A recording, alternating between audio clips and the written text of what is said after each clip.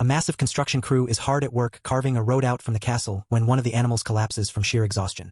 A guard barks at it to stand and keep dragging the machinery, but before he can force it, a dark silhouette streaks down from above. In a blur, the newcomer knocks the soldiers aside and snaps the restraints binding the animals.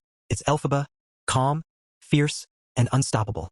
As more guards rush toward her, she rises onto her broom and vanishes into the clouds. Her sudden appearance spreads across Oz like wildfire, making people wonder what her next strike might be. Hidden far from the city, Elphaba isolates herself, determined to prove she isn't the monster the wizard made her out to be.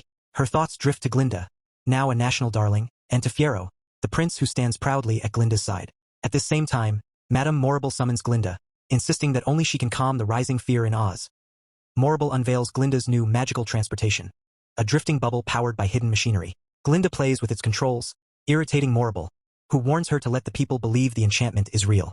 She hands Glinda a wand, which stirs up a memory from Glinda's childhood, her birthday, a conjured rainbow that wasn't her doing, and the sting of knowing she had no true magic. Her mother had comforted her by saying being loved mattered more than power. Traveling in her shimmering bubble, Glinda arrives at the yellow brick road ceremony, where the crowd practically worships her. Morrible announces that Fiyero has been promoted to captain and is responsible for capturing the Wicked Witch. Fiyero is blindsided, both by the new title and by the news that he's apparently set to marry Glinda. Meanwhile, rumors about Elphaba grow wilder. A cursed body, a twisted soul, and a weakness to holy water.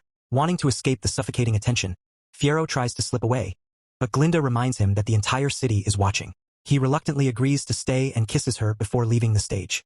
Soon after, Glinda reflects on how people tie joy to the hope of their dreams, and the wizard arrives to calm the crowd, claiming the rumors about Elphaba are exaggerated. Morrible immediately counters, suggesting Elphaba intends to harm Glinda.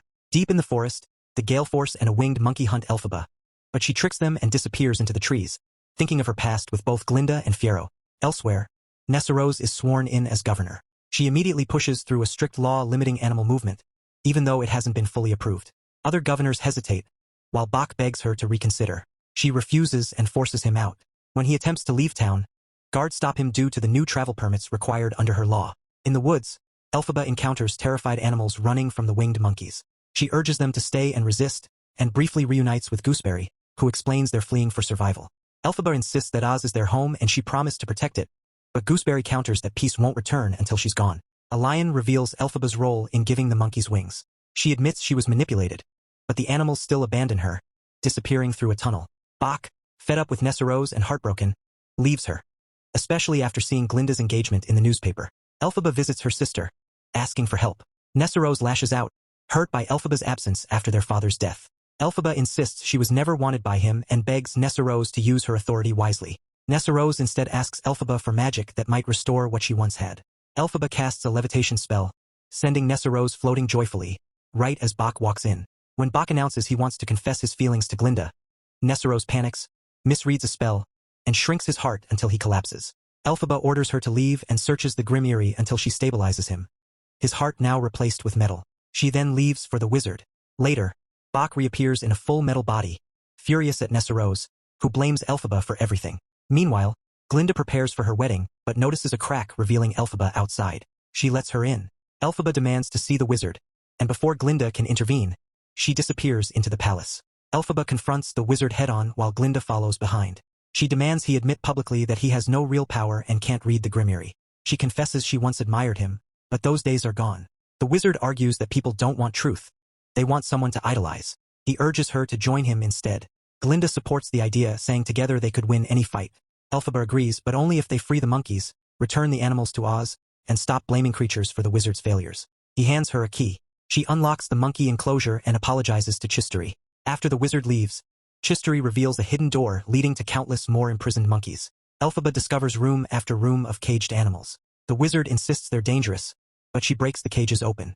The animals stampede into Glinda's wedding ceremony, sending everything into chaos. Fiyero bursts in, seemingly threatening Elphaba, but he hands her the broom and instead points the gun at the wizard, locking him inside a cage. Glinda assumes Fiyero and Elphaba are in love and tells them to leave. Morrible appears, and Glinda proposes using Nessarose as bait. Elphaba and Fiyero flee to her home. They confess their long-buried feelings and soar into the air, sharing their first real kiss. At that moment, Morrible unleashes a massive spell over the city, forming a violent twister. Nessarose rushes out searching for Bok and is caught in the storm. Hearing her terrified screams, Elphaba rushes toward the chaos. Fiero encounters the monkeys on the way. The next morning, Glinda stands among the wreckage where a house has crushed Nessarose. Elphaba arrives heartbroken, accusing Glinda of gifting the shoes to someone undeserving. Glinda pushes back, saying Elphaba always took what wasn't hers. Elphaba reveals that Fiero never loved Glinda. The two fight until soldiers surround them, Glinda's trap. As they seize Elphaba, Fiero arrives with monkeys and threatens to hurt Glinda if they don't release her. They let Elphaba go, and Fiero is taken instead. Back at the palace, Elphaba desperately attempts a spell to save Fiero. Visions of her sister, Dr. Dillamond, and Fiero tied to a pole overwhelm her. Her grief turns into fury and she summons an army of monkeys. Morrible and the wizard whip the people into a frenzy, claiming Elphaba twisted Bach into tin and raised a lion cub for evil. Glinda overhears them and confronts Morrible, who casually admits she created the twister. Horrified, Glinda removes her crown, changes clothes, and rides out as the city prepares to march. Elphaba orders the monkeys to track down Dorothy and reclaim her sister's shoes. Dorothy is kidnapped. Glinda soon arrives with a warning. The townspeople are coming. Elphaba says she's done running. Without Fiero, surrender feels inevitable.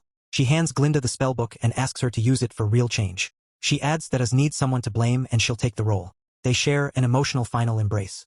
Elphaba asks for forgiveness. Glinda hides as Elphaba prepares to face the crowd. Glinda watches Dorothy splash water on Elphaba, melting her into nothing but a hat. Chistery quietly gives Glinda a bottle that belonged to Elphaba's mother. She brings it to the wizard. Realizing the truth, he discovers Elphaba was his daughter. Glinda orders him to leave Oz forever. The monkeys carry Morrible away. Later, Glinda burns the statue of the Wicked Witch and declares that all creatures in Oz are now equals. Animals return to the city and peace slowly returns. At the ruins, Fiero, now transformed, finds Elphaba alive. She notices how he has changed but clings to him in relief. They slip into the desert together. From afar, Glinda watches with the grimoire in hand. As its pages glow to life, both women quietly acknowledge how deeply they've changed each other. For good. Thanks for watching. Don't forget to like, comment, and subscribe.